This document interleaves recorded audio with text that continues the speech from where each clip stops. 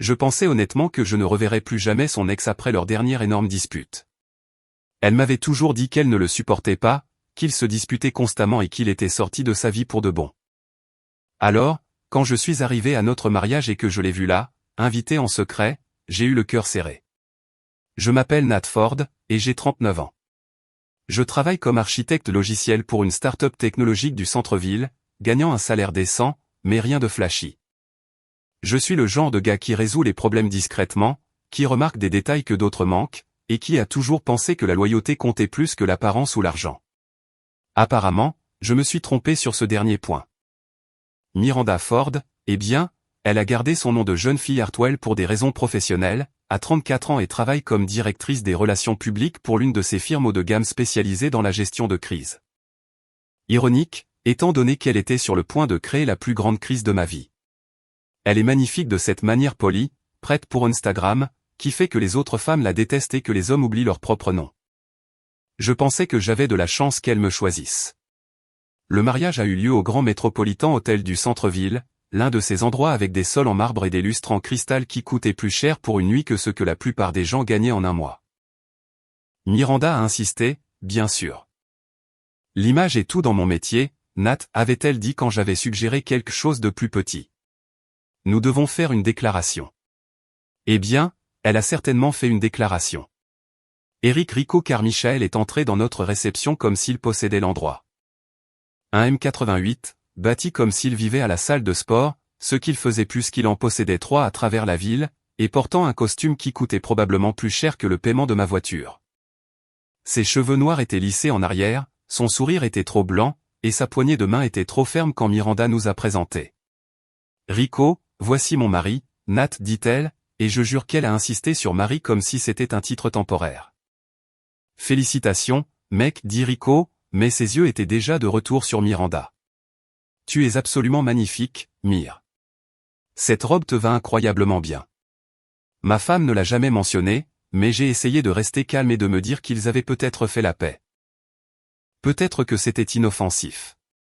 Ça ne l'était pas. La première danse aurait dû être la nôtre. Au lieu de cela, Miranda a à peine tenu la moitié de la chanson avec moi avant de scanner la foule. Je devrais me mêler, me murmura-t-elle à l'oreille. Tu comprends. Ce que j'ai compris, c'est qu'elle a passé les 3 heures suivantes à danser avec tout le monde sauf son mari. Mais surtout, elle a dansé avec Rico.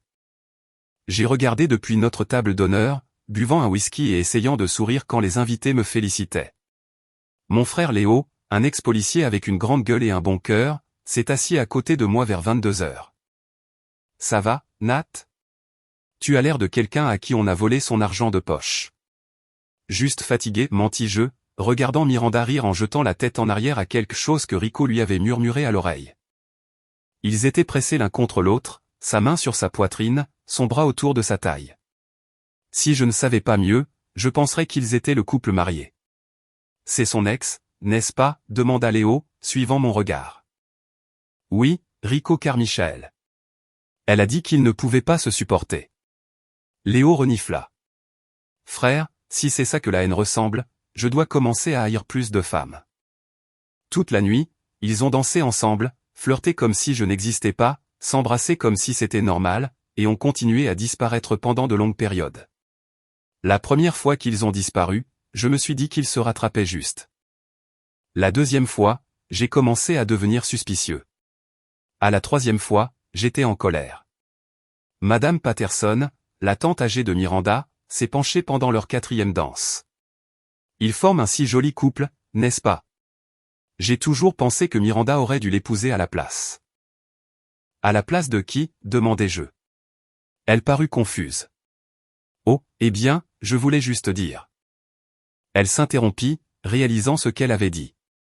Je me suis excusé et me suis dirigé vers les toilettes pour hommes, où j'ai entendu 2 des amis de Miranda parler près des lavabos. Je n'arrive pas à croire qu'elle ait vraiment épousé Nat, disait l'une. Natacha m'a dit que Miranda ne s'était jamais remise de Rico. Elle lui a envoyé des messages pendant des mois. Tu penses qu'elle va le faire? Faire quoi? Tu sais. Ce qu'elle a dit à Chloé qu'elle prévoyait. Elle me vire dans le miroir et se tue. Je fis semblant de me laver les mains, mais mon esprit s'emballait. Qu'est-ce que Miranda prévoyait? Je l'ai découvert assez tôt. À 23h47, Miranda prit le microphone au DJ. Rico se tenait à ses côtés, son bras autour de sa taille, tous deux rayonnants de champagne et de quelque chose d'autre que je commençais à reconnaître comme du triomphe. Tout le monde, puis-je avoir votre attention, s'il vous plaît? La voix de Miranda porta à travers la salle de réception. La musique s'arrêta. Les conversations moururent. Tous les yeux se tournèrent vers ma femme. Et tout s'est passé juste devant moi. J'ai regardé, ravalant ma salive, faisant semblant d'aller bien, jusqu'à ce que quelque chose en moi se brise enfin. J'ai une annonce à faire, continua Miranda, sa voix ferme et claire. Elle me regarda directement, assis à notre table d'honneur, et sourit. Pas un sourire aimant. Un sourire victorieux. Je m'approchai d'eux et exigeai de savoir pourquoi ils faisaient ça en face de moi, le jour de notre mariage, devant tout le monde. Miranda, qu'est-ce que c'est que ce bordel, dis-je dans le microphone, ma voix portant à travers la pièce silencieuse. Ma femme n'avait même pas l'air coupable. Elle haussa juste les épaules et dit, « Oh, je ne te l'ai pas dit ? Je te quitte pour lui. J'ai eu tort de quitter Rico, et je le veux de nouveau. Je ne veux plus de relation avec toi. Je veux en avoir une avec lui. » La pièce éclata. Des halètements, des chuchotements choqués, quelques personnes se levant de leur table. Un verre de vin de quelqu'un frappa le sol et se brisa. À ce moment-là, j'ai réalisé que je n'étais pas le marié à mon propre mariage. J'étais la troisième roue. Mais vous savez quoi? J'ai passé toute ma carrière à résoudre des problèmes, et je venais d'identifier le plus grand problème de ma vie. Il était temps de se mettre au travail. Alors, je me suis tourné vers nos invités et j'ai décidé qu'ils méritaient de connaître la vérité sur le genre de mariée qu'ils célébraient, car elle venait de me larguer à notre mariage pour retourner avec son ex. Mesdames et messieurs, dis-je, prenant le microphone des mains soudainement nerveuses de Miranda. Je tiens à vous remercier tous d'être venus célébrer ce que je pensais être le début de mon mariage. Il s'avère que vous êtes en fait ici pour la fin. La pièce était maintenant silencieuse. Vous voyez, ma femme, pardon, mon ex-femme, vient de m'informer qu'elle planifiait cette petite surprise depuis des mois. Toutes ces nuits tardives au travail, tous ces voyages entre filles, toutes ces fois où elle disait qu'elle était trop fatiguée pour parler. Elle planifiait en fait comment m'humilier devant tous ceux que j'aimais. Miranda tenta d'attraper le microphone. Nat, arrête. Non, Miranda. Tu voulais faire une annonce. Assurons-nous que tout le monde ait la version complète. Je regardais la foule, voyant des visages que je reconnaissais, des amis, de la famille, des collègues, des gens qui nous avaient fait des cadeaux, qui avaient pris du temps dans leur vie pour célébrer ce qu'ils pensaient être l'amour. Rico ici possède 3 salles de sport en ville. Un gars qui a réussi, un gars riche, mieux que moi, évidemment, et apparemment, il a couché avec ma femme au cours des 6 derniers mois. Rico s'avança. Eh, mec, tu dois te calmer. Je dois me calmer? Je ris, et ça sortit plus durement que je ne l'avais voulu. Je viens de découvrir que ma femme me trompait, et elle a choisi le jour de notre mariage pour me larguer pour son ex. Mais bien sûr, je devrais me calmer. Je me tournai vers la foule. Le plus drôle, c'est que Miranda m'a dit qu'elle détestait Rico. Elle a dit qu'il était dominateur. Elle a dit qu'il était mauvais pour elle. Elle a dit qu'elle ne voulait plus jamais le revoir. Mais je suppose que quand tu prévois de quitter ton mari, tu dois garder tes histoires cohérentes. Nat, s'il te plaît. La voix de Miranda était plus petite maintenant, moins confiante. S'il te plaît quoi? S'il te plaît, ne dis pas la vérité à tout le monde. S'il te plaît, ne mentionne pas que tu m'as menti pendant des mois. S'il te plaît, ne souligne pas que tu as invité ton amant à notre mariage sans me le dire. Je regardais Rico, qui commençait à avoir l'air moins suffisant et plus mal à l'aise. Et toi, mon pote? Quel genre d'homme se présente au mariage d'un autre homme pour lui voler sa mariée? Quel genre d'homme aide une femme à tromper son mari et reste là à sourire pendant qu'elle l'humilie? La mâchoire de Rico se serra. Tu ne sais pas de quoi tu parles. Ah oui? Alors pourquoi ne l'expliques-tu pas à tout le monde?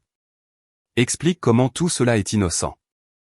Explique comment tu es juste arrivé là, juste dansé avec ma femme toute la nuit, juste disparu avec elle plusieurs fois. La pièce était si silencieuse que j'entendais le ronronnement de la climatisation. Vous savez ce qui est le pire, continuai-je. Ce n'est pas qu'elle ait triché. Ce n'est même pas qu'elle m'ait quitté. C'est qu'elle était si arrogante, si sûre d'elle, qu'elle pensait pouvoir m'humilier devant tout le monde et que je l'accepterais. Je rendis le microphone au DJ et regardai Miranda une dernière fois. La mariée est à toi, Rico. Bonne chance. Tu en auras besoin. Parce que si elle me fait ça à moi, elle te le fera à toi aussi. Et sur ces mots, je quittai ma propre réception de mariage. La vidéo est devenue virale en quelques heures. Je me suis réveillé le lendemain matin dans la chambre d'amis de Léo, avec une gueule de bois et malheureux, pour trouver mon téléphone vibrant de notifications, d'appels manqués, de messages textes, de demandes d'amis d'inconnus et de liens vers des publications sur les réseaux sociaux que je ne voulais pas voir. Mec, tu dois regarder ça, dit Léo, m'apportant du café et son ordinateur portable. Tu es célèbre. Quelqu'un avait tout enregistré. La vidéo était intitulée « Le marié expose sa mariée infidèle à leur propre mariage » et avait déjà été visionnée plus de 2 millions de fois. Les commentaires étaient brutaux. Putain, le culot de ce gars. Miranda est une ordure. Nat mérite mieux. Rico ressemble à un Ken dopé aux stéroïdes. C'est pourquoi je ne me marierai jamais. Mais toute l'attention n'était pas positive. Les amis de Miranda ripostaient, diffusant leur propre version des événements sur les réseaux sociaux. Tasha Morrison, demoiselle d'honneur de Miranda et son amie la plus proche, avait publié une longue histoire Instagram me présentant comme contrôlant et émotionnellement abusif. Miranda a enfin trouvé le courage de quitter une relation toxique, écrivait-elle. Parfois, l'amour signifie avoir la force d'admettre que l'on a commis une erreur. Chloé Stevens, une autre membre du cercle intime de Miranda, et celle qu'ils appelaient la réparatrice en raison de son talent pour gérer les crises, avait publié sa propre version sur Facebook. Ce que vous n'avez pas vu dans cette vidéo, ce sont des mois de manipulation psychologique de Nat. Miranda avait peur de le quitter jusqu'à ce que Rico l'aide à retrouver sa force. Ils essaient de contrôler le récit, observa Léo, faisant défiler les publications. Te faire passer pour le méchant, elle pour la victime. Qu'ils essaient, dis-je, mais mon estomac se tordait. Je savais comment ces choses fonctionnaient. La première histoire que les gens entendaient était généralement celle qu'ils croyaient. Mon téléphone sonna. Jenny Walsh, mon assistante au travail, est probablement la personne la plus compétente que j'ai jamais rencontrée. Elle avait des cheveux roux courts, portait des lunettes et avait un talent pour anticiper les problèmes avant qu'ils ne deviennent des catastrophes. Elle avait aussi une capacité étrange à connaître quelqu'un pour n'importe quelle situation. Nat, je viens de voir la vidéo. Ça va? J'ai connu mieux. Je vais probablement avoir besoin de quelques jours de congé. Déjà géré. Je leur ai dit que tu avais une urgence familiale, mais nous devons parler. Les gens de Miranda essaient déjà de faire du contrôle des dégâts. Et ce n'est pas seulement sur les réseaux sociaux. J'ai une amie qui travaille dans son cabinet de relations publiques. Il prépare quelque chose. Quel genre de quelque chose? Le genre qui implique des avocats et des accusations et qui essaie de te faire passer pour le méchant. Peux-tu me rencontrer pour déjeuner? Je pense que je connais quelqu'un qui peut t'aider. 2 heures plus tard, j'étais assis dans un restaurant du centre-ville avec Jenny et une femme nommée Patricia Kim, une avocate spécialisée dans ce qu'elle appelait la défense de réputation. La bonne nouvelle, dit Patricia, étalant des photos et des documents sur la table, c'est que tout ce que tu as dit au mariage était vrai. J'ai déjà fait en sorte que mon enquêteur obtienne des informations préliminaires. Rico Carmichael, 36 ans, possède Carmichael Fitness. Avec des emplacements à Midtown, Downtown et Westside. Marié à Stéphanie Carmichael, 2 enfants. Ça va être un problème pour lui. Il est marié? Je l'ai fixé. Très marié. Sa femme est infirmière pédiatrique, ils sont ensemble depuis 8 ans. Elle n'a aucune idée de Miranda. Jenny sourit. Oh, ça va être bon. La mauvaise nouvelle, continua Patricia, c'est que le cabinet de Miranda est très bon dans ce qu'il fait.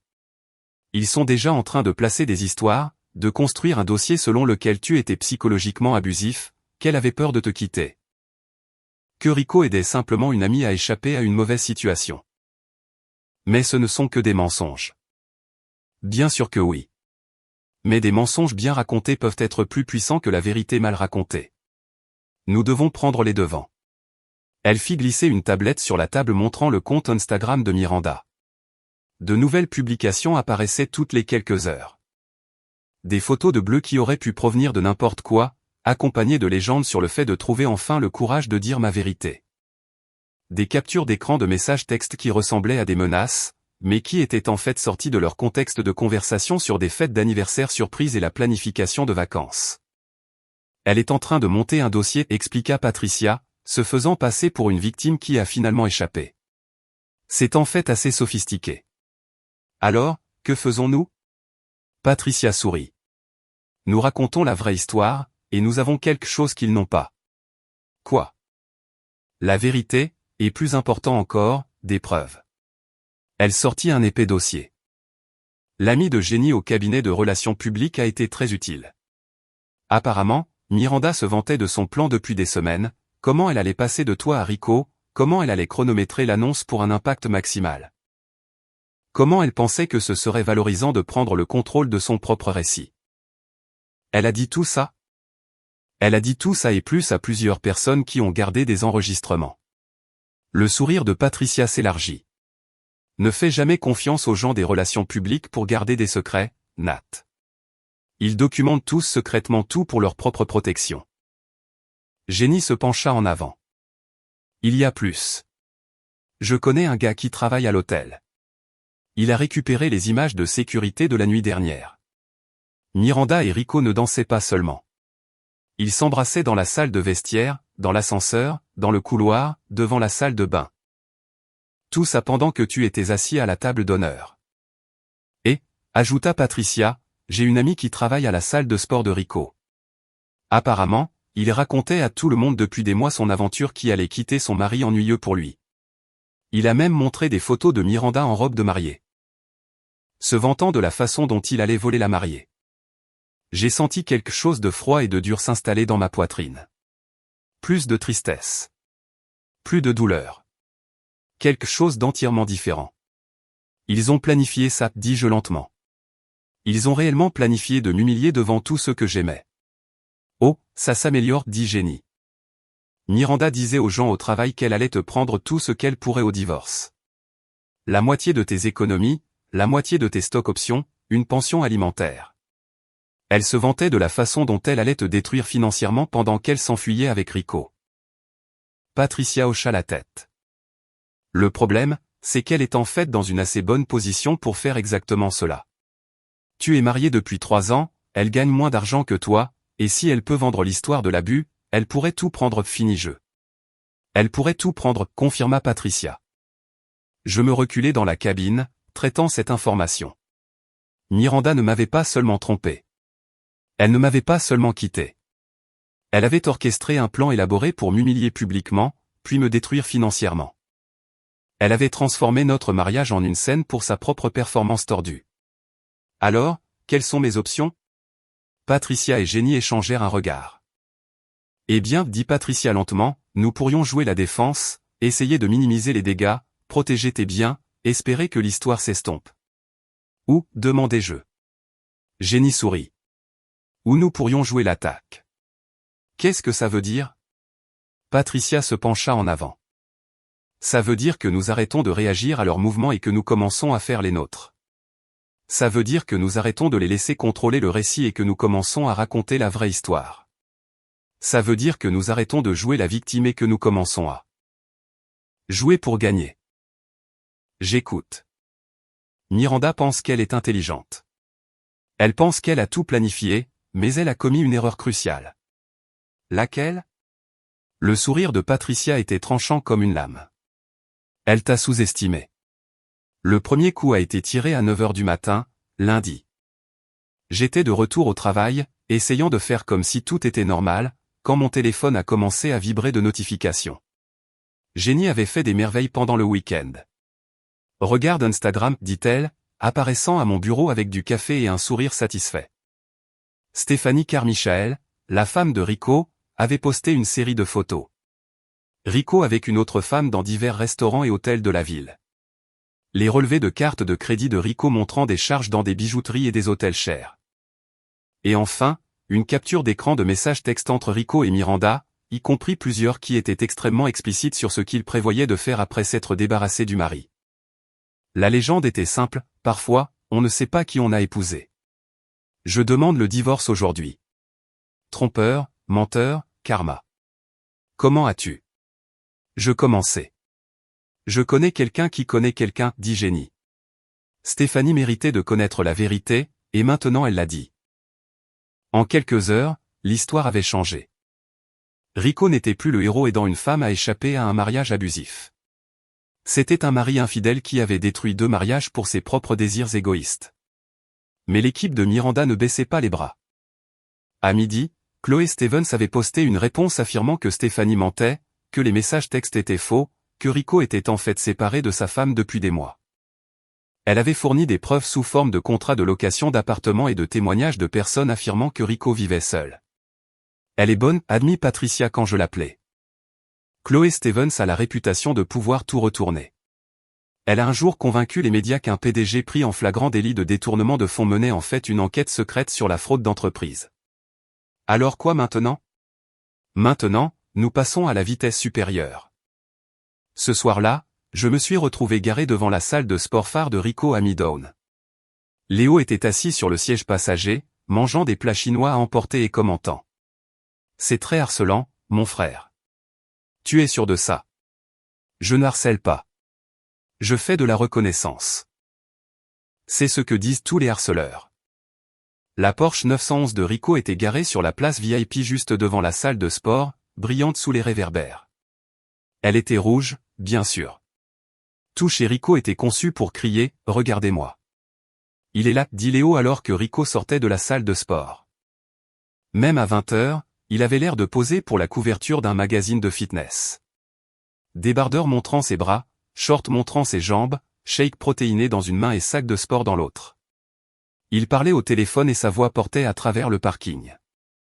Peu importe ce que dit Stéphanie, Chloé s'en occupe. Oui, Miranda est inquiète, mais je lui ai dit de s'en tenir au plan. Quand nous aurons fini, Nat n'aura plus un sou. J'ai commencé à enregistrer avec mon téléphone. L'angle de l'abus fonctionne très bien. Les gens commencent à se retourner contre lui. Non, il ne ripostera pas. Ce gars est une mauviette, il l'a toujours été. Rico est monté dans sa voiture et est parti, complètement inconscient qu'il venait de me fournir tout ce dont j'avais besoin. La vidéo a été mise en ligne sur les réseaux sociaux à 22h. À minuit, elle avait été partagée plus de 50 000 fois. Au matin, la salle de sport de Rico était encerclée de manifestants.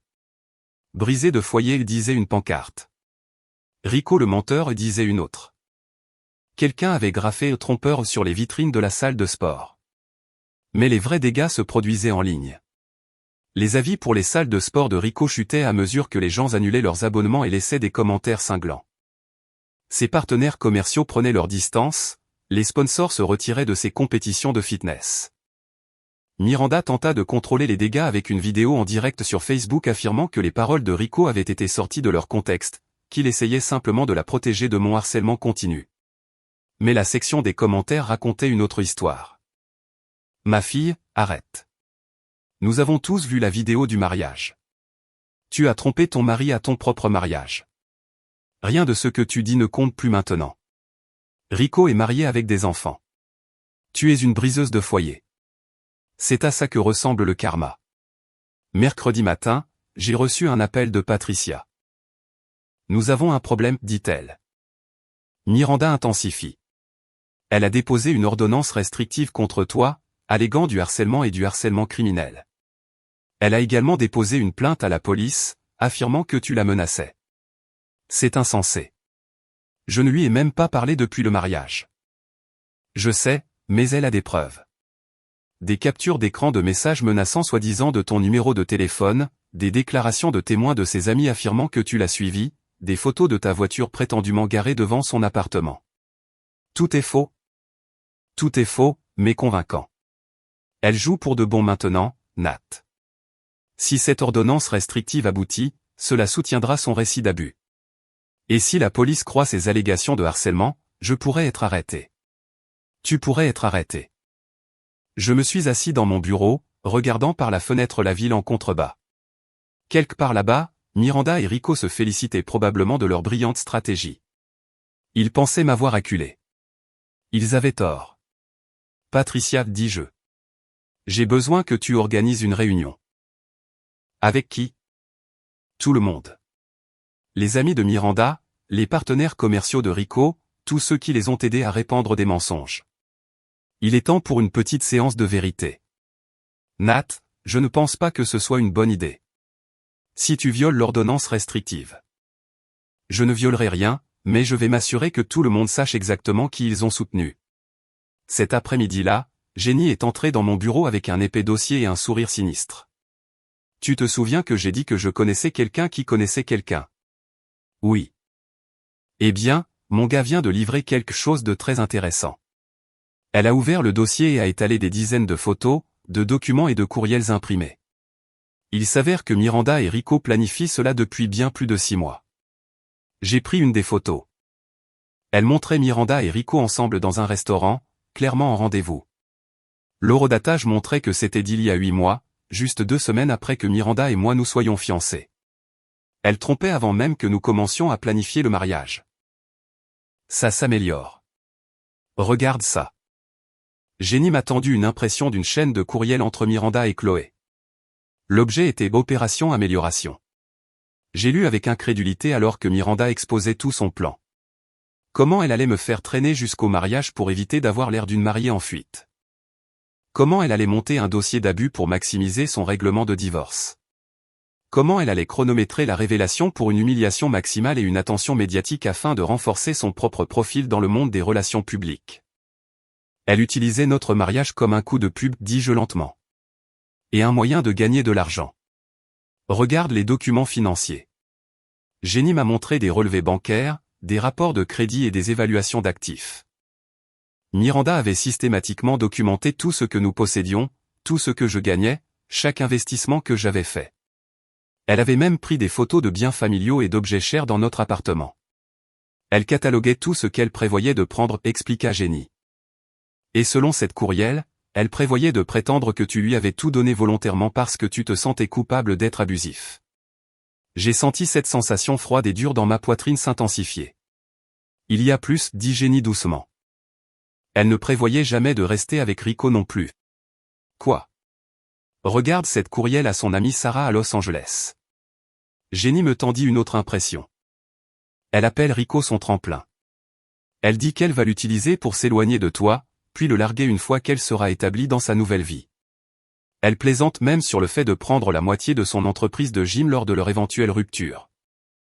Je fixai le courriel, relisant les mots de Miranda encore et encore. Elle prévoyait de nous détruire tous les deux, dis-je. Elle prévoyait de vous détruire tous les deux, confirma Jenny. Je levai les yeux vers mon assistante, cette femme qui était en quelque sorte devenue ma plus fidèle alliée en l'espace d'une semaine. Jenny, comment as-tu obtenu tout cela? Elle sourit. Je t'ai dit que je connaissais un gars. Il s'avère que Miranda sauvegardait tous ses courriels sur un service cloud qu'elle a oublié de te donner accès lorsque tu as configuré son nouvel ordinateur portable l'année dernière. Alors tout cela est légal? Complètement légal. Tu avais un accès autorisé au compte. Elle a juste oublié. Je me suis assis sur ma chaise, traitant tout ce que j'avais appris. Miranda ne m'avait pas seulement trahi, elle avait orchestré un jeu d'escroquerie élaboré conçu pour détruire ma vie pour son propre profit et divertissement. Elle avait transformé toute notre relation en un mensonge, notre mariage en une performance, et notre divorce en un cambriolage. Mais elle avait commis une erreur cruciale. Elle m'avait sous-estimé, et maintenant j'avais tout ce dont j'avais besoin pour montrer au monde qui était vraiment Miranda Hartwell. Jenny, dis-je. Je pense qu'il est temps pour l'opération Exposition. Qu'est-ce que l'opération Exposition? Je souris. Et pour la première fois depuis le mariage, cela me parut sincère. C'est ce qui arrive quand l'outsider cesse de jouer la défense et commence à jouer pour gagner. Le gala de charité était l'idée de Miranda pour un lieu de retour parfait. C'était la collecte de fonds annuelle pour l'hôpital pour enfants, organisée au Grand Metropolitan Hotel, le même endroit où elle m'avait humilié 2 semaines plus tôt. Miranda avait acheté une table, invité tous ses amis et prévoyait d'utiliser l'événement pour réhabiliter son image de victime qui allait courageusement de l'avant. Elle n'avait aucune idée que je serais là aussi. « Tu es sûr de ça ?» demanda Léo alors que nous traversions le hall de l'hôtel. Il portait son meilleur costume et avait l'air mal à l'aise. Ça ressemble à marcher dans un piège. Ce n'est pas un piège si c'est toi qui le tends, répondis-je. Jenny nous rencontra à l'entrée de la salle de bal, élégante dans une robe noire et portant une tablette chargée de tout ce dont nous avions besoin. Rapport de situation, dis-je. Chloé Stevens est à la table 12 avec les amis de travail de Miranda. Rico est à la table 8 avec certains de ses partenaires commerciaux. Apparemment, Stéphanie a pris les enfants et a emménagé chez sa sœur. Alors il essaie de sauver sa réputation.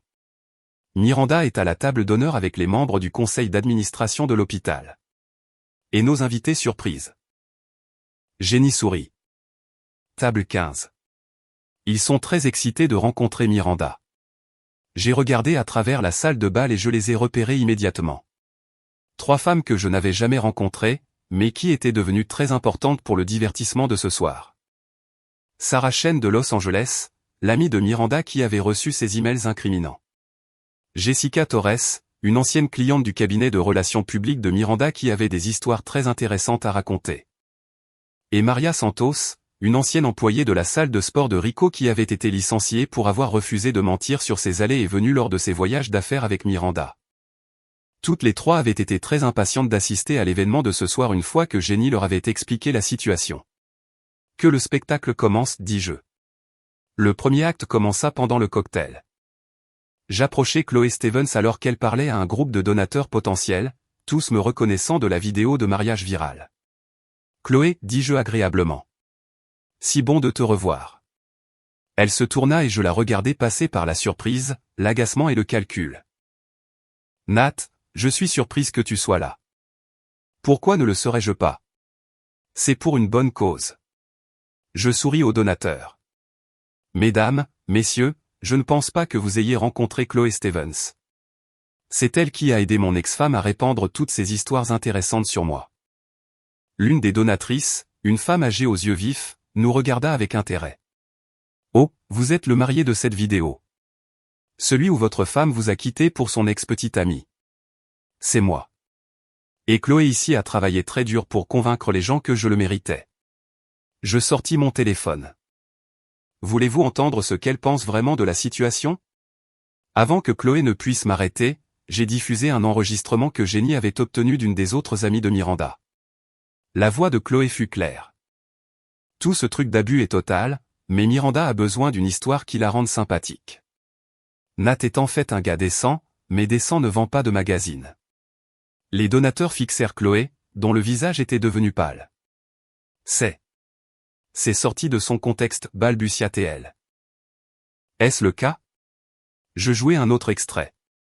Parce qu'il y en a plus. Cette fois, c'était Chloé qui riait de la façon dont ils allaient détruire ce nerf de logiciel ennuyeux et lui prendre tout ce qu'il valait. Excusez-moi, dit la donatrice âgée, s'éloignant de Chloé. Je pense que j'ai besoin d'air. Le groupe se dispersa, laissant Chloé seule avec moi. Bâtard, siffla-t-elle. Je joue juste au jeu selon tes règles, Chloé. Tu voulais contrôler le récit? Voyons comment tu aimes quand le récit est réellement vrai. Le deuxième acte commença pendant le dîner.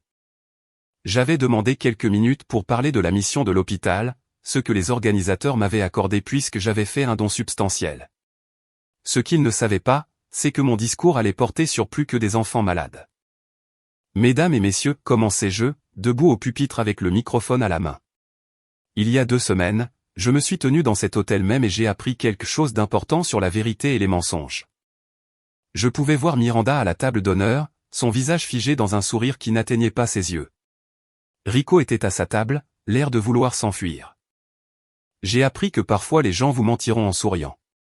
Ils manipuleront vos émotions, exploiteront votre confiance, puis essaieront de vous faire passer pour le méchant lorsque vous les dénoncerez. Des murmures traversèrent la foule. Mais j'ai aussi appris que la vérité finit toujours par éclater, peu importe les efforts que les gens déploient pour l'enterrer. Je désignai l'écran derrière moi où Jenny se préparait à afficher nos preuves. Par exemple, certains d'entre vous ont peut-être entendu dire que j'étais violent envers mon ex-femme. Qu'elle m'a quitté parce qu'elle avait peur de moi.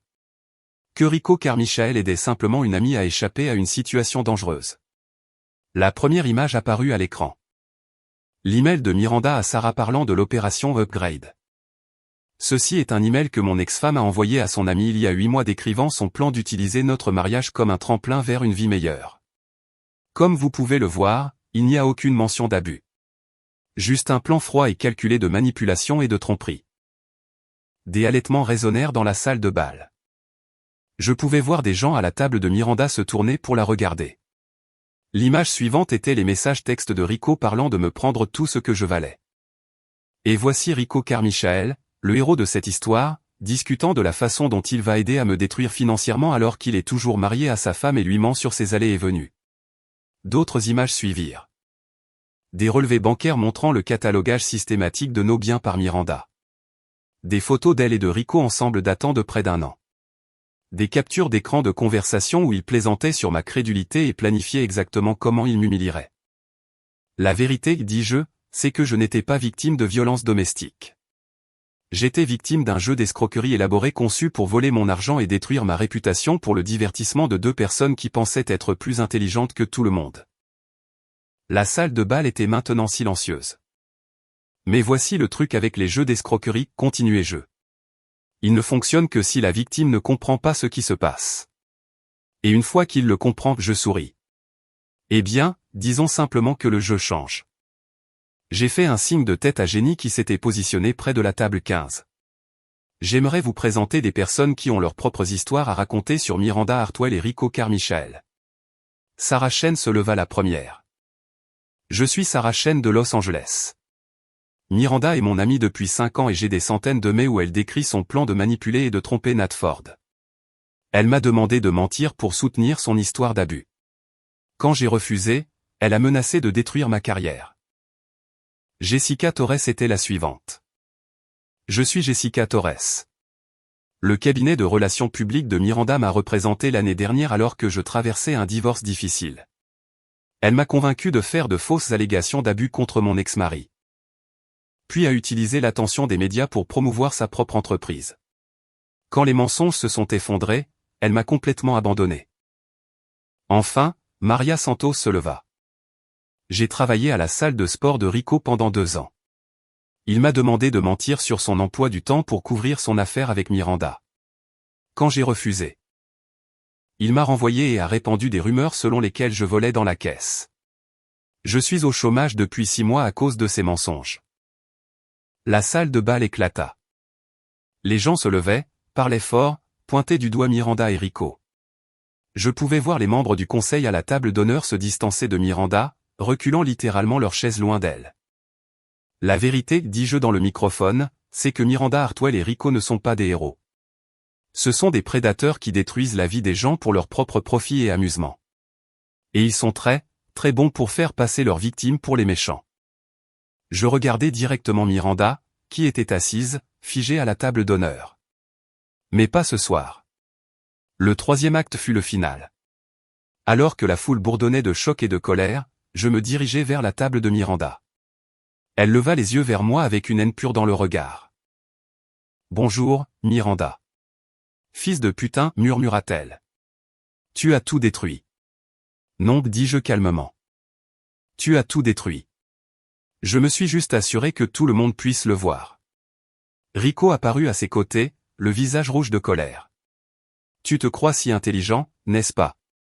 Plus intelligent que tu ne me l'as donné, apparemment. »« Ce n'est pas fini, grogna Rico. »« Tu as raison, acquiesçai-je. »« Ça ne l'est pas. » Je sortis un dossier et le posai sur la table devant eux.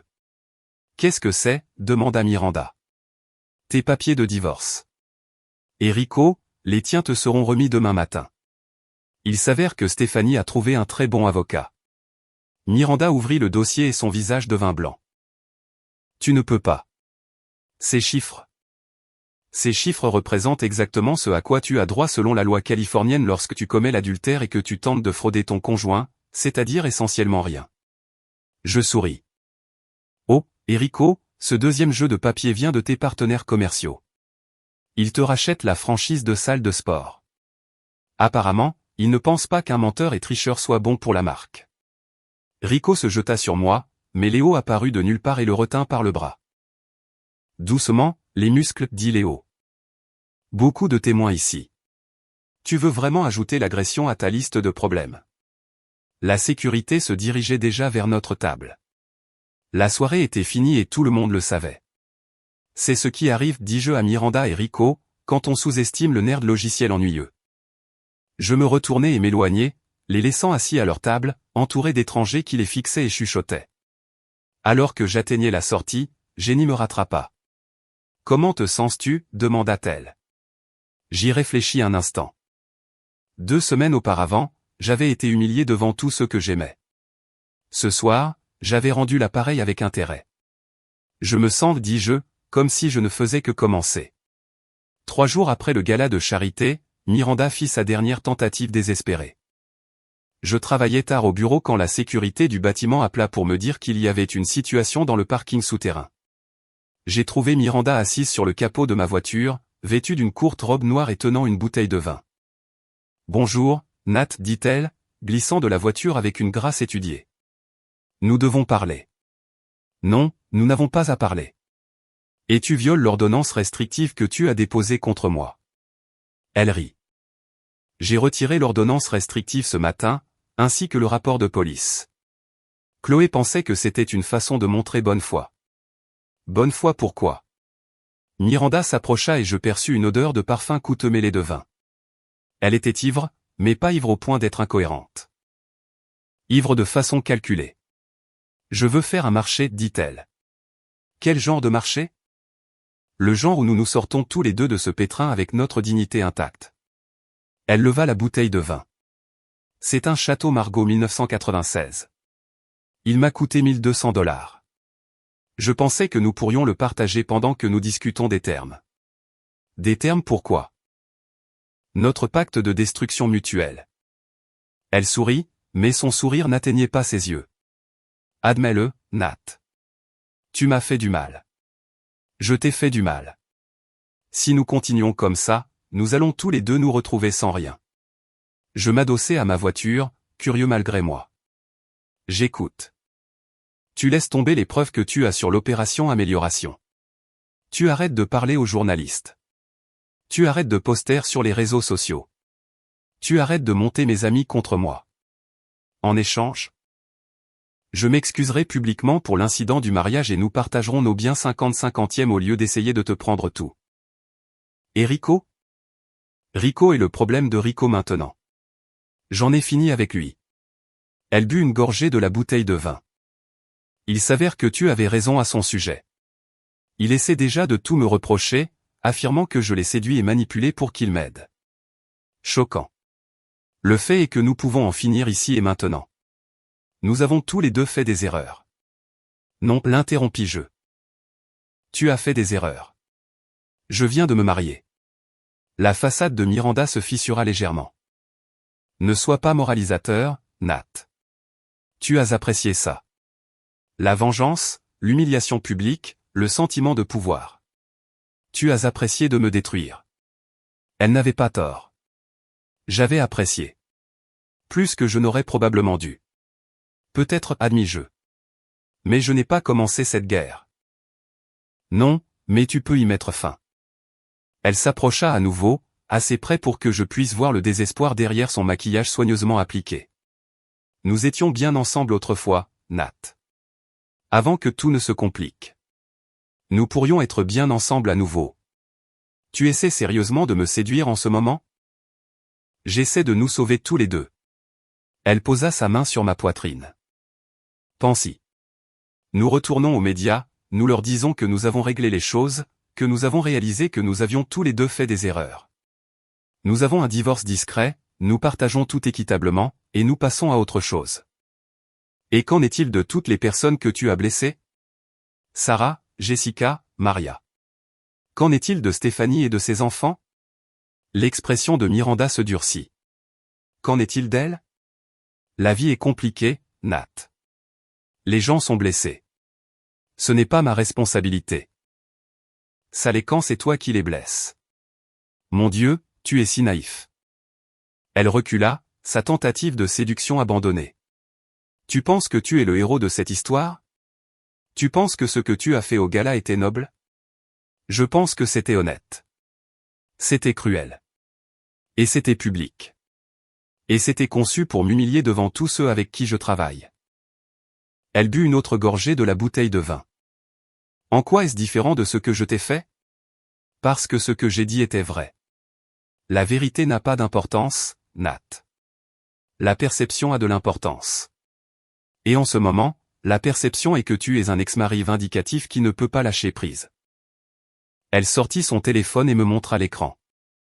Des publications sur les réseaux sociaux de personnes me traitant d'obsédé, disant que j'étais allé trop loin, suggérant que peut-être Miranda avait eu raison de dire que j'étais contrôlant. Le récit est en train de changer, dit-elle. Les gens commencent à me plaindre à nouveau. La pauvre femme qui a fait une seule erreur et qui est détruite par son ex-mari amer. Je regardais les publications. Elle avait raison. L'opinion publique était inconstante, et certaines personnes commençaient à me voir comme l'agresseur. Alors, voici ce qui va se passer, continua Miranda.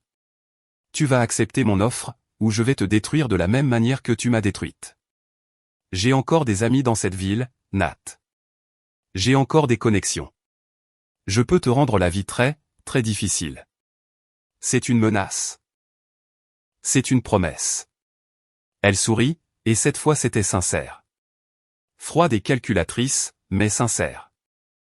J'ai déjà commencé, en fait. Savais-tu que ton entreprise est en lice pour un contrat majeur avec Hartwell Industries? L'entreprise de mon oncle? Je sentis mon estomac se tordre. Hartwell Industries était l'un des plus grands entrepreneurs technologiques de la ville. Obtenir ce contrat ferait l'année de mon entreprise.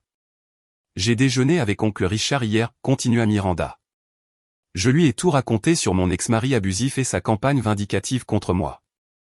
Il était très compréhensif. Tu bluffes. Est-ce le cas? Ton patron devrait recevoir un appel demain matin. Quelque chose concernant des inquiétudes sur ta stabilité et ton professionnalisme. Elle but une autre gorgée de vin. Mais ça n'a pas à arriver. Accepte l'offre, Nat. Pars. Nous passons à autre chose. Je la fixais, cette femme que j'avais autrefois aimée, et réalisais que je la voyais clairement pour la première fois. Pas la belle et brillante directrice des relations publiques que j'avais épousée. Pas même la tricheuse manipulatrice qui m'avait humilié à notre mariage. C'était Miranda Hartwell dans sa forme la plus pure. Une prédatrice qui détruirait quiconque la menacerait, même si cela signifiait tout brûler autour d'elle. Tu sais quoi, Miranda, dis-je enfin. Tu as raison sur une chose. J'ai apprécié ça. J'ai apprécié de te voir te démener, de voir ta façade parfaite s'effondrer, de voir les gens te voir pour ce que tu es vraiment. Son sourire vacilla. Mais tu as commis une erreur cruciale dans ta menace à l'instant. Laquelle? Je sortis mon téléphone et arrêtai l'application d'enregistrement que j'avais utilisée depuis qu'elle avait commencé à parler. Tu as supposé que je ne documentais pas cette conversation. Son visage devint blanc. Tentative de chantage, menace contre ma subsistance, aveu que tu utilises des relations familiales pour nuire à ma carrière. Je secouai la tête. Miranda, tu viens de me donner tout ce dont j'ai besoin pour en finir. Elle se jeta sur mon téléphone, mais je reculai facilement. Bâtard, cria-t-elle. Tu m'as enregistré sans permission. En fait, c'est un état à consentement unilatéral. Je peux enregistrer toute conversation dont je fais partie. Je souris. Tu devrais le savoir, étant dans les relations publiques et tout. Miranda me fixa avec une haine pure. Ce n'est pas fini. Oui, ça l'est. Je fis le tour de ma voiture du côté conducteur. Profite du vin, Miranda. Tu en auras besoin. Alors que je m'éloignais, je pouvais la voir dans mon rétroviseur, debout seule dans le parking souterrain, tenant toujours la bouteille de vin et hurlant des malédictions à mes feux arrière. Le lendemain matin, j'ai envoyé l'enregistrement à Patricia, Jenny et Léo. À midi, il était entre les mains de tous les grands médias de la ville. Au soir, la carrière de Miranda Hartwell était terminée. L'histoire qui a éclaté n'était pas seulement celle d'une femme infidèle ou d'un scandale de mariage. Il s'agissait d'un schéma de manipulation, de chantage et d'abus de pouvoir par quelqu'un qui était censé gérer la réputation des autres. L'oncle de Miranda, Richard Hartwell, a publié une déclaration publique dissociant son entreprise de sa nièce et exprimant son choc et sa déception face à son comportement.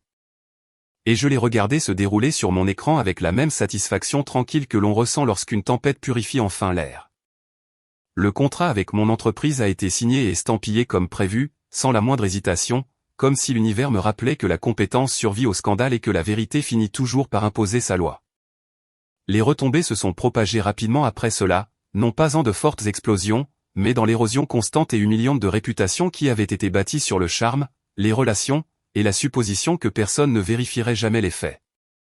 La franchise de salle de sport de Rico a été vendue à ses anciens partenaires commerciaux pour une fraction de sa valeur, le genre de vente que l'on fait lorsque l'alternative est la faillite et une vente aux enchères publiques. Il a déménagé dans un autre état, travaillant, dit-on, comme entraîneur personnel dans un petit centre de fitness. Ce qui ressemblait à l'exil le plus approprié car un homme qui se pavane autrefois comme s'il possédait le monde compte désormais des répétitions pour des inconnus qui ne se souviennent plus de son nom. Chloé Stevens a été licenciée de son cabinet de relations publiques et mise sur liste noire de l'industrie, ce qui a peut-être été le châtiment le plus cruel pour quelqu'un qui avait gagné sa vie en façonnant des récits, car le plus grand péché de l'industrie n'est pas d'avoir tort. C'est d'être radioactif. Et Miranda ? Miranda s'est évaporée, disparaissant des réseaux sociaux, du monde des relations publiques, de la ville entièrement, comme si elle pensait que s'effacer pouvait aussi effacer les conséquences. Certains ont dit qu'elle était retournée vivre chez ses parents dans l'Ohio. D'autres ont affirmé qu'elle travaillait dans une petite entreprise de marketing à Phoenix sous un nom différent. Et j'ai écouté les rumeurs comme on écoute des sirènes lointaines, reconnaissant le son sans avoir besoin de le poursuivre. Je ne me souciais pas vraiment de l'endroit où elle allait, tant que c'était loin de moi, car la seule chose que je voulais de Miranda à ce moment-là était la distance, le silence et l'assurance qu'elle ne pourrait plus jamais entrer dans ma vie vêtue d'innocence comme d'un manteau de marque. J'avais appris à mes dépens que certaines personnes ne s'excusent pas parce qu'elles sont désolées. Elles s'excusent parce qu'elles veulent à nouveau avoir accès, et l'accès était la seule chose que je n'étais plus disposé à offrir.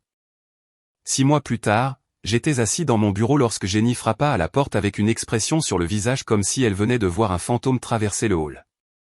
Jenny était d'habitude inébranlable, le genre d'assistante qui pouvait gérer des clients en colère et des imprimantes cassées avec le même ton calme, mais cette fois ses sourcils étaient froncés et sa main planait à un demi-pouce du cadre de la porte comme si elle n'était pas sûre de devoir entrer.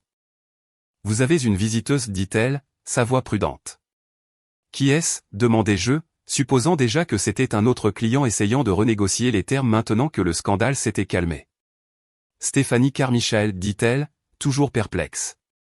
L'ex-femme de Rico. » Pendant un instant, le nom resta en l'air comme un verre tombé. Je n'avais pas parlé à Stéphanie depuis la nuit où son divorce était devenu public, depuis cette première vague chaotique de conséquences qui suivait Rico partout comme une mauvaise odeur. Je me souvenais d'elle sur les photos du tribunal qui circulaient en ligne. Mâchoire serrée, yeux fatigués, épaules tenues trop droites, comme si la posture pouvait l'empêcher de s'effondrer.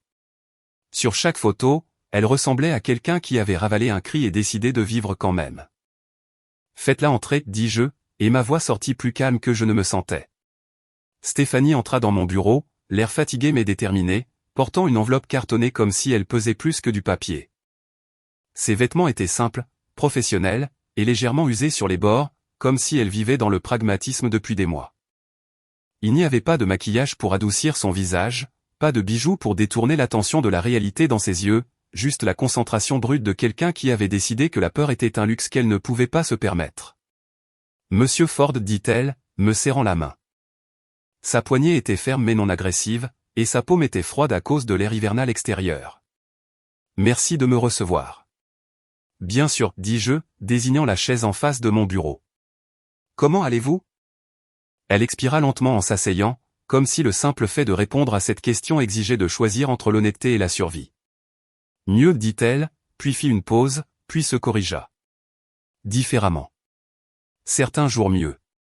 Certains jours juste plus calmes. » Je hochai la tête parce que je comprenais ce genre de calme, le calme qui suit le chaos quand votre corps se prépare encore à l'impact, mais les coups ont cessé. « Que puis-je faire pour vous » demandai-je, gardant mon ton neutre, non pas parce que je ne m'en souciais pas, mais parce que j'avais appris que la neutralité est ce qui permet aux gens de se sentir suffisamment en sécurité pour dire la vérité. Elle posa l'enveloppe cartonnée sur mon bureau mais ne la fit pas encore glisser vers moi. Au lieu de cela, elle regarda autour de mon bureau, observant les lignes épurées, les certificats encadrés, les étagères ordonnées, et ses yeux s'attardèrent sur la porte fermée comme si elle avait besoin de confirmer que nous étions seuls. « Je ne suis pas ici pour parler de Rico, dit-elle, même si son nom avait déjà établi le contexte. Pas directement. D'accord, dis-je, et j'attendis. J'ai suivi ce qui s'est passé, continua-t-elle, choisissant chaque mot avec soin. Pas les rumeurs, le calendrier réel, le contrat, la déclaration de Hartwell, la vente de la franchise. J'ai vu la façon dont vous avez géré cela. Je ne répondis pas parce que les éloges peuvent être un piège, et j'avais marché sur suffisamment de pièges pour en reconnaître la forme. Elle remarqua mon silence et fit un petit sourire fatigué. Vous ne faites plus confiance aux compliments, dit-elle. Je fais confiance au schéma, répondis-je. Juste, dit-elle, et son sourire disparut. Alors, laissez-moi être direct. Rico n'a pas seulement ruiné mon mariage, il a aussi ruiné mes finances. Les mots frappèrent la pièce d'un poids brutal. Je me penchai légèrement en avant. Comment? Les yeux de Stéphanie se posèrent sur l'enveloppe, et quand elle parla à nouveau, sa voix avait ce tremblement contrôlé de quelqu'un qui essaie de ne pas s'effondrer en public. Au cours de la dernière année de notre mariage, il a ouvert des lignes de crédit à mon nom. Il m'a dit que c'était pour développer l'entreprise, pour créer du capital, pour des raisons fiscales. Il était charmant à ce sujet, persuasif, me disant toujours que cela nous bénéficierait à tous les deux. Et ça n'a pas été le cas, dis-je. Ça lui a bénéficié à lui, dit-elle, et maintenant sa colère transparaissait, pas forte, mais nette et précise. Quand tout a éclaté, j'ai appris qu'il y avait des prêts dont je n'étais pas au courant, des baux que je n'avais pas signés sciemment, et des comptes qu'il utilisait comme s'ils étaient jetables. Elle déglutit, et la fatigue sur son visage s'accentua. J'ai passé des mois à démêler ça. Les avocats ont pris le peu qui me restait, et le pire, c'est qu'il est parti maintenant, travaillant dans une petite salle de sport comme s'il recommençait à zéro, alors que je continue de payer pour la vie qu'il a brûlée. Je regardai à nouveau l'enveloppe. Qu'y a-t-il à l'intérieur? Elle la poussa enfin vers moi. Des preuves, dit-elle simplement. Des documents que mon avocat m'a dit de garder, mais il a aussi dit que poursuivre Rico serait coûteux, que cela pourrait durer des années. Je ne peux pas me permettre des années. Je ne peux pas me permettre de continuer à payer pour ces mensonges. Ses mains se serrèrent sur ses genoux, les doigts entrelacés si fort que ses jointures blanchirent. Mais ensuite, j'ai vu ce qui était arrivé à Miranda et Chloé, et j'ai réalisé quelque chose. Quoi, demandai-je. Vous n'avez pas gagné en criant, dit-elle. Vous avez gagné en étant préparé, en leur rendant impossible de s'en sortir. Cela a eu plus d'impact que n'importe quel compliment parce que ce n'était pas de la flatterie, c'était une observation. Elle avait raison. La seule raison pour laquelle la vérité avait tenu, c'est parce qu'elle était accompagnée de reçus, de dates, de signatures et d'une piste que personne ne pouvait balayer d'un revers de main. Je ne vous demande pas de mener mes batailles, dit-elle rapidement, comme si elle craignait que je ne la repousse. Je vous demande de me dire ce qui vaut la peine d'être fait ensuite parce que vous avez traversé cela, et vous savez comment ces gens fonctionnent.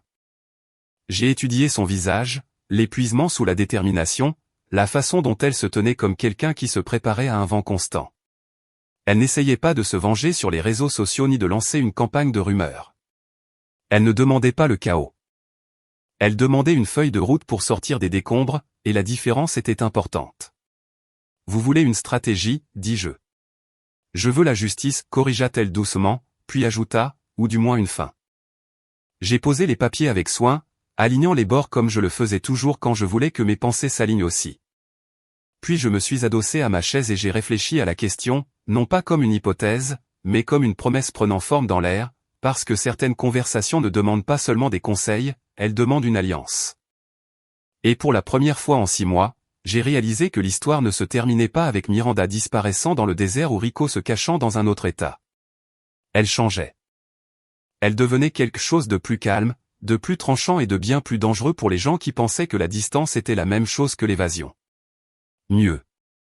Les enfants et moi sommes installés dans notre nouveau logement, le divorce est finalisé et je suis de retour au travail à temps plein. Elle s'est assise en face de mon bureau. Je voulais vous remercier. De quoi? D'avoir révélé la vérité sur Rico et Miranda. Si vous n'aviez pas fait ce que vous avez fait, je n'aurais peut-être jamais découvert l'affaire. J'aurais pu passer des années à vivre dans un mensonge. Elle a ouvert l'enveloppe et en a sorti une pile épaisse de documents. Je voulais aussi vous donner ça. J'ai regardé les papiers. C'étaient des dossiers financiers, des journaux téléphoniques et ce qui ressemblait à un rapport de détective privé. Qu'est-ce que c'est? Tout ce que mon avocat a découvert pendant la procédure de divorce. Rico cachait bien plus que sa liaison avec Miranda. L'expression de Stéphanie était sombre. Il détournait de l'argent de la franchise de salle de sport, utilisait les fonds de l'entreprise pour ses dépenses personnelles et mentait à ses partenaires commerciaux sur la situation financière. J'ai feuilleté les documents, les yeux écarquillés en voyant les chiffres. J'ai commencé.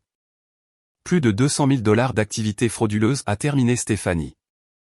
Mon avocat l'a remis au bureau du procureur hier. Rico va faire face à des accusations criminelles. Et Miranda? Elle était également impliquée. Une partie de l'argent a servi à payer leur chambre d'hôtel, leur voyage, même les bijoux qu'il lui a achetés. Stéphanie s'est penchée en avant. Elle savait qu'il volait et elle l'a aidé à dépenser l'argent. Je me suis assis dans mon fauteuil, traitant cette information.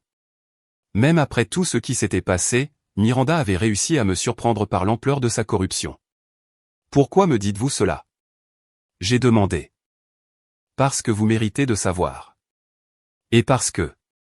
Elle a hésité. Parce que je voulais que vous sachiez que ce que vous avez fait n'était pas seulement une vengeance. C'était une question de justice. Vous avez arrêté 2 personnes qui détruisaient des vies et s'en tiraient. Après le départ de Stéphanie, je suis resté seul dans mon bureau, à réfléchir à tout ce qui s'était passé depuis ma nuit de noces. L'humiliation, la colère, le plan de vengeance élaboré, la satisfaction de voir le monde de Miranda et Rico s'effondrer. Cela en valait-il la peine? Mon téléphone a vibré avec un SMS de Léo. Un verre ce soir? Je paie. Un autre SMS de Jenny. Le contrat Peterson est passé. Le plus gros contrat de l'histoire de l'entreprise. Et enfin, un SMS de ma mère. J'ai vu la nouvelle de l'arrestation de Rico. Je suis fier de toi d'avoir tenu tête. J'ai regardé par la fenêtre la ville en contrebas, toutes ces gens vaquant à leurs occupations, inconscients de la petite guerre qui avait été menée dans les salles de conseil, les salles de bal et les parkings souterrains. Miranda avait raison sur une chose. J'avais apprécié la vengeance. J'avais apprécié de la voir s'agiter, de voir sa façade parfaite s'écrouler, de voir les gens la voir pour ce qu'elle était vraiment. J'avais apprécié le moment où ses propres mots l'avaient condamnée. Mais plus que cela, j'avais apprécié de découvrir qui j'étais vraiment quand quelqu'un essayait de me détruire. Je n'étais pas le nerd logiciel ennuyeux qu'elle pensait pouvoir manipuler et jeter. Je n'étais pas la mauviette que Rico pensait accepter tout ce qu'il lui infligerait. Je n'étais pas la victime qu'ils avaient prévu de laisser briser et humilier. J'étais quelqu'un qui ripostait. 3 heures plus tard, j'étais assis dans un bar du centre-ville avec Léo, Jenny et Patricia, célébrant le contrat Peterson et la nouvelle de l'arrestation de Rico. Alors quoi maintenant? Demanda Léo. Tu as vaincu tes ennemis, sauvé ton entreprise et est devenu une petite célébrité sur Internet. Que fait le héros conquérant pour un rappel? Je pensais prendre des vacances, dis-je. Peut-être quelque part sous les tropiques. Quelque part avec de belles plages et pas de service de téléphone portable. Ça a l'air ennuyeux, dit Jenny. Tu ne veux pas commencer une autre guerre avec quelqu'un? Je suis sûr. Une seule intrigue de vengeance suffit pour toute une vie. Patricia leva son verre. À Nat Ford, qui a prouvé que parfois le gentil ne finit pas dernier. À Nat Ford. Les autres firent écho. Alors que nous buvions, je pensais à Miranda, où qu'elle soit. Je me demandais si elle pensait jamais à cette nuit-là dans la salle de bal de l'hôtel, quand elle pensait être si intelligente, si en contrôle, si sûre de pouvoir m'humilier et s'en sortir indemne. Je me demandais si elle comprenait maintenant que les actions ont des conséquences, que les mensonges finissent par vous rattraper, que sous-estimer les gens est un jeu dangereux. Probablement pas. Les gens comme Miranda n'apprennent jamais vraiment. Ils trouvent juste de nouvelles victimes et de nouveaux stratagèmes et de nouvelles façons de justifier leur comportement. Mais ce n'était plus mon problème. Mon téléphone vibra avec une notification, une autre demande d'amis d'un inconnu, probablement quelqu'un qui avait vu une des vidéos virales. Je la refusai et rangeai le téléphone. La guerre était finie. J'avais gagné. Et demain, j'allais commencer à planifier ses vacances. 2 ans plus tard, je me remariais. Sarah Mitchell n'avait rien à voir avec Miranda. Elle était infirmière pédiatrique, gentille et authentique, avec des rides d'expression autour des yeux et un sourire qui atteignait son âme. Nous nous sommes rencontrés dans un café près de l'hôpital où elle travaillait, et notre premier rendez-vous a duré 6 heures parce qu'aucun de nous ne voulait qu'il se termine. Le mariage était petit et privé, organisé dans le jardin de ma mère avec seulement la famille et les amis proches. Pas d'hôtel de luxe, pas de réception élaborée, pas de cirque médiatique, juste deux personnes qui s'aimaient, se promettant de construire une vie ensemble. Léo était mon témoin, bien sûr. Jenny était la demoiselle d'honneur de Sarah, étant devenue l'une de ses plus proches amies au cours de l'année précédente. Patricia était là aussi, avec ma mère, les parents de Sarah et une poignée d'autres personnes qui comptaient vraiment. Alors que Sarah et moi dansions notre première danse en tant que mari et femme, j'ai aperçu quelqu'un qui nous regardait de l'autre côté de la cour. Une femme dans un manteau sombre, debout juste à l'extérieur de la clôture. Pendant un instant, j'ai cru que c'était Miranda, mais alors que la silhouette se tournait et s'éloignait, j'ai réalisé que ce n'était qu'une voisine qui faisait une promenade en soirée. Miranda était partie. Vraiment, vraiment partie. La dernière chose que j'avais entendue, c'est qu'elle travaillait dans une petite entreprise de marketing à Denver, utilisant son deuxième prénom et se faisant discrète. Rico purgeait 18 mois de prison à sécurité minimale et serait probablement libéré en 12 mois avec bonne conduite. Leur histoire était terminée. La mienne ne faisait que commencer. « À quoi penses-tu » demanda Sarah, suivant mon regard vers la rue vide. « À rien d'important, dis-je, la faisant tourner au rythme de la musique. Juste à des fantômes. » Elle sourit et me serra plus fort. « Eh bien, dis à tes fantômes qu'ils ne sont pas invités à notre fête. » Je ris et l'embrassai, là, devant tout le monde, sans me soucier de qui voyait ou de ce qu'il pensait, parce que c'était réel, c'était honnête, c'était à ça que ressemblait réellement l'amour. Alors que la chanson se terminait et que nos invités applaudissaient, j'ai regardé les visages des gens qui se souciaient vraiment de nous, des gens qui avaient célébré nos fiançailles, soutenu notre relation et sont venus témoigner de notre engagement l'un envers l'autre. Personne n'allait gâcher ce moment. Personne n'allait transformer cette célébration en un spectacle, en un coup de pub ou en une arme. C'était mon mariage. Ma femme. Ma vie. Et cette fois, j'allais la garder.